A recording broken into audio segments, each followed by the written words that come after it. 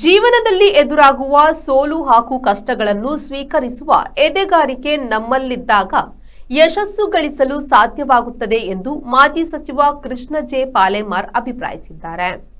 Mangaluru press ಕ್ಲಬ್ನ 18ನೇ ಗೌರವ ಅತಿಥಿ ಸನ್ಮಾನ ಸ್ವೀಕರಿಸಿ ಅವರು ತಮ್ಮ ಬದುಕಿನ ಸೋಲು ಗೆಲುವಿನ ಹಾದಿಯನ್ನು ತೆರೆದಿಟ್ಟರು. ತಾವು ಬಯಸಿದ ಅಂಕಗಳು ದೊರಕಿಲ್ಲ ಎಂಬ ಕಾರಣಕ್ಕೆ ವಿದ್ಯಾರ್ಥಿಗಳು ಆತ್ಮಹತ್ಯೆಗೆ ಶರಣಾಗುವುದನ್ನು ನಾವು ಕಾಣುತ್ತಿದ್ದೇವೆ. ಆದರೆ ಜೀವನದಲ್ಲಿ ಎದುರಾಗುವ ಕಷ್ಟಗಳನ್ನು ಆತ್ಮಸ್ಥೈರ್ಯದಿಂದ ಎದುರಿಸುವ ಮನೋಸ್ಥೈರ್ಯವನ್ನು ಬೆಳೆಸಿಕೊಳ್ಳಬೇಕು ಎಂದು ಕಾರ್ಯಕ್ರಮದಲ್ಲಿ ಭಾಗವಹಿಸಿದ್ದ ವಿದ್ಯಾರ್ಥಿಗಳಿಗೆ ಕರೆ ನೀಡಿದ ಅವರು, ನಮ್ಮ ದುಡಿಮೆಯ ಲಾಭಾಂಶದಲ್ಲಿ ಸಮಾಜಕ್ಕೂ ದೊರಕಬೇಕೆಂಬ ನಿಟ್ಟಿನಲ್ಲಿ ಈವರೆಗೂ ವ್ಯವಹಾರ ನಡೆಸಿಕೊಂಡು ಬಂದಿರುವುದಾಗಿ ಹೇಳಿದರು. ಅದು ವಿಶೇಷವಾಗಿ ಬಾಲ್ಯ ಜೀವನವನ್ನು ನೆನಪಿಸಬೇಕು. ಬಾಲ್ಯ ಜೀವನದಲ್ಲಿ ನಡೆದು ಬಂಥದ್ದು ಮತ್ತು ಈಗಿನ ಸಮಾಜಕ್ಕೆ ವಿದ್ಯಾರ್ಥಿಗಳಿಗೆ ಒಂದು ಸ್ಫೂರ್ತಿ ಕೊಡುವಂಥ ಕೆಲಸ ಆಗಬೇಕು, ನೀವು ಮಾತಾಡಬೇಕು ಅಂತ ಹೇಳ್ತಾ ಇದ್ದೀರಾ.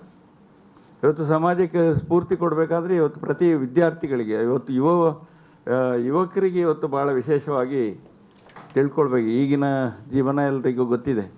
ಈಗಿನ ಪರಿಸ್ಥಿತಿ ಒಂದು ಮೊಬೈಲ್ ಯುಗ, ಮತ್ತೊಂದು ಫಾಸ್ಟ್. ಇವತ್ತು 24 ಗಂಟೆ ಇರೋದಿಲ್ಲ ನಮಗೆ, 2 ಗಂಟೆ ದಿನದಲ್ಲಿ ಅಂತ, ಅಷ್ಟು ಶಾರ್ಟ್ ಆಗಿದೆ ಈಗಿನ ದಿನಚರಿ. ಈ ಸಂದರ್ಭದಲ್ಲಿ ಮಕ್ಕಳು ತಿಳ್ಕೊಳ್ಬೇಕಾದದ್ದು, ಇವತ್ತು ನಾನು ತಿಳ್ಕೊಂಡಾಗೆ ಬಹುಶಃ ನನ್ನಷ್ಟು ಕಷ್ಟ ಮತ್ತು ನನ್ನಷ್ಟು ಜೀವನದ ಒಂದು ಚಾಲೆಂಜ್ ಆಗಿ ತಗೊಂಡದ್ದು ಬಹುಶಃ ಈಗಿನ ವಿದ್ಯಾರ್ಥಿಗಳಿಗೆ ಅಥವಾ ಯುವ ಸಮುದಾಯಕ್ಕೆ ಗೊತ್ತಿರಲಿಕ್ಕಿಲ್ಲ. ನನ್ನ ಪಕ್ಕದಲ್ಲಿರುವಂಥ ನವನಿ ಶೆಟ್ಟರಿರಲಿ, ಹರೀಶ್ ರೈ ಅವರಿರಲಿ, ಇವರು ಯಾರಿಗೆ ಅಷ್ಟು ಕಷ್ಟ ಬಂದಿರಲಿಕ್ಕಿಲ್ಲ ಅಂತ ನನ್ನ ಭಾವನೆ. ಯಾಕಂತ ಹೇಳಿದರೆ ಇವತ್ತು ವಿದ್ಯಾರ್ಥಿ ಜೀವನದಲ್ಲಿ ಇರೋರಿಗೆಲ್ಲರಿಗೆ ಏನಾದರೂ ಸಣ್ಣ ವಿಚಾರಗಳು ಬಂದಾಗ, ಸಣ್ಣ ವಿಚಾರಗಳು ಏನಾದರೂ ಪರೀಕ್ಷೆಯಲ್ಲಿ ಮಾರ್ಕ್ ಕಡಿಮೆ, 2 ಮಾರ್ಕ್ ಪಕ್ಕದಲ್ಲಿ ಕೂತ್ಕೊಳ್ಳೋರಿಗೆ ಇವರಿಗೊಂದು 2 ಮಾರ್ಕ್ ಕಡಿಮೆ ಬಂದರೆ ಇವರು ಏಮ್ ಇರ್ತದೆ, ನಂದು 60, 80, 90 ಏನೋ ಒಂದು ಏಮ್ ಇರ್ತದೆ. ಆ ಏಮಿಗೆ ಮೀರಿ 1-2 ಮಾರ್ಕ್ ಕಡಿಮೆ ಆದರೆ 88 ಆದರೆ ಮರುದಿನ ಹಗ್ಗ ಹಾಕ್ಕೊಳ್ತಾರೆ, ರೂಮಿಗೆ ಮನೆಯಲ್ಲಿ ಎಲ್ಲಿಯಾದರೂ. ಅಂಥ ಪರಿಸ್ಥಿತಿ ಅಂದರೆ ತಡಿಲಿಕ್ಕೆ ಸಾಧ್ಯ ಇಲ್ಲ. ಆದರೆ ಆ ಜೀವನದಲ್ಲಿ ಯಾವಾಗಲೂ ಕಷ್ಟ ಅಂತ ಹೇಳುವಂಥದ್ದು ಬಹಳ ಅಗತ್ಯ. ಕಷ್ಟ ಬರದೆ ಹೋದರೆ ಯಾರೂ ಜೀವನದಲ್ಲಿ ಸಾಧನೆ ಮಾಡಲಿಕ್ಕೆ ಆಗೋದಿಲ್ಲ. ಇವತ್ತು ಕಷ್ಟ ಅಂತ ಹೇಳುವಂಥದ್ದು ತಿಳ್ಕೊಳ್ಬೇಕು. ಪ್ರತಿಯೊಬ್ಬ ವಿದ್ಯಾರ್ಥಿ, ಯುವಕರು ತಿಳ್ಕೊಳ್ಬೇಕಾದಂಥದ್ದು ಏನಂದರೆ, ಕಷ್ಟ ಅಂತ ಹೇಳೋದು ನಮ್ಮ ಜೀವನದಲ್ಲಿ ಬರಲೇಬೇಕು.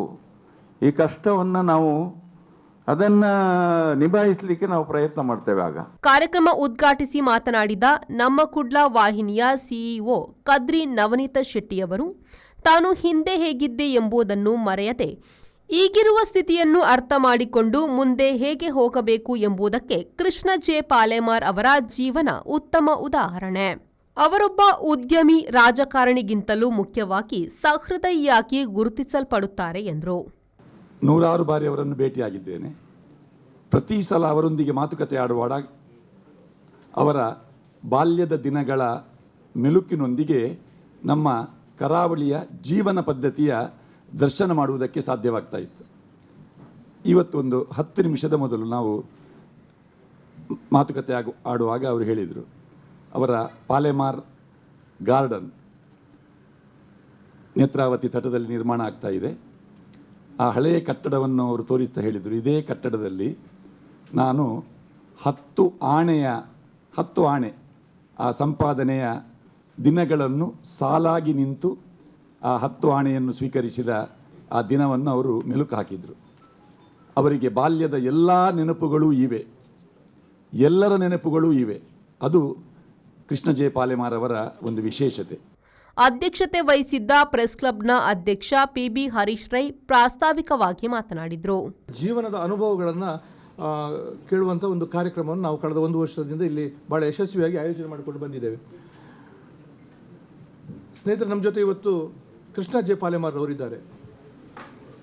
ಪಾಲೆಮಾರ್ನ ಬಗ್ಗೆ, ಅದರಲ್ಲೂ ಪತ್ರಕರ್ತರಿಗೆ ನಾನು ಬಹಳ ಸುದೀರ್ಘವಾಗಿ ಪರಿಚಯ ಮಾಡಿಕೊಡಬೇಕಾದ ಅವಶ್ಯಕತೆ ಇಲ್ಲ ಅಂತ ನಾನು ಅಂದ್ಕೊಂಡಿದ್ದೇನೆ. ನಾವು ಪಾಲೆಮಾರ್ ಸರ್ ಈಗ ರಾಜಕಾರಣಿಗಳನ್ನು ಕರೆಯುವುದಿಲ್ಲ, ಈ ಕಾರ್ಯಕ್ರಮ ಕರೆಯುವುದಿಲ್ಲ ಯಾರನ್ನು. ಆದರೆ ಪುತ್ತೂರಿನ ಶಾಸಕರನ್ನು ಕರೆದಿದ್ದೆವು. ಆದರೆ ಅವರು ಬೆಂಗಳೂರಿನಲ್ಲಿ ಕಂಬಳ ಮಾಡಿದಕ್ಕೋಸ್ಕರ ಬೆಂಗಳೂರಿನ ಕಂಬಳ ಸಮಿತಿ ಅಧ್ಯಕ್ಷರು ಅಂತ ಹೇಳುವ ನೆಲೆಯಲ್ಲಿ ಕರೆದಿದ್ದೆವು ಅವರನ್ನು. ಆಮೇಲೆ ರಾಜೇಶ್ ನಾಯ್ಕರನ್ನು ಕರೆದಿದ್ದೆವು. ಅವರನ್ನು ಕೂಡ ರಾಜಕೀಯಕ್ಕೋಸ್ಕರ ಕಾರಣಕ್ಕೋಸ್ಕರ ಅವರು ಪ್ರಗತಿಪರ ಕೃಷಿಕರು, ಕೃಷಿಯ ಬಗ್ಗೆ ಮಾಹಿತಿ ನೀಡಲಿಕ್ಕೋಸ್ಕರ ಕರೆದಿದ್ದೆವು. ಇವತ್ತು ಪಾಲೆಮಾರ್ನವರು ರಾಜಕೀಯ ಕ್ಷೇತ್ರದಲ್ಲಿ ಕೆಲಸ ಮಾಡಿ ಅವರು ನಿಮಗೆ ಗೊತ್ತಿದ್ದರು, ಮಾಜಿ ಸಚಿವರಾಗಿ ಕೆಲಸ ಮಾಡಿದವರು. ಆದರೆ ಅವರ ಆ ಕ್ಷೇತ್ರಕ್ಕಿಂತಲೂ ಹೆಚ್ಚಾಗಿ ಇವತ್ತೊಂದು ಉದ್ಯಮ ಕ್ಷೇತ್ರದಲ್ಲಿ ಬಹಳ ಒಂದು ಸಾಮಾನ್ಯ ಮನೆತನದಿಂದ ಬಂದು ಬಹಳ ಸಂಕಷ್ಟದ ಬಡತನದ ದಿನಗಳಿದ್ದುಕೊಂಡು ಒಬ್ಬ ಯಶಸ್ವಿ ಉದ್ಯಮಿ ಪಾಲೆಮಾರು ಹೇಗೆ ಆದರು ಅಂತ ಹೇಳುವಂಥದ್ದು ನಾವು ತುಂಬ ಬಾರಿ ಅವರ ಹತ್ರ ಮಾತನಾಡಿದಾಗ ಅವರ ಬದುಕಿನ ಬಗ್ಗೆ ಬಹಳ ತಮಾಷೆಯಾಗಿ ಅವರು ಹೇಳ್ತಾ ಇರ್ತಾರೆ. ದಕ್ಷಿಣ ಕನ್ನಡ ಜಿಲ್ಲಾ ಕಾರ್ಯನಿರತ ಪತ್ರಕರ್ತರ ಸಂಘದ ಅಧ್ಯಕ್ಷ ಶ್ರೀನಿವಾಸ್ ನಾಯಕ್ ಇಂದಾಜೆ, ಪತ್ರಿಕಾ ಭವನ ಟ್ರಸ್ಟ್ ಅಧ್ಯಕ್ಷ ರಾಮಕೃಷ್ಣ ಆರ್, ಪ್ರೆಸ್ ಕ್ಲಬ್ ಪ್ರಧಾನ ಕಾರ್ಯದರ್ಶಿ ಇಬ್ರಾಹಿಂ ಅಡ್ಕಸ್ಥಳ ಉಪಸ್ಥಿತರಿದ್ದರು. ಪತ್ರಕರ್ತ ಆತ್ಮಭೂಷಣ್ ಕಾರ್ಯಕ್ರಮ ನಿರೂಪಿಸಿದ್ರು. ಶರತ್ ಸಾಲ್ಯನ್, ವಿ4 ನ್ಯೂಸ್, ಮಂಗಳೂರು.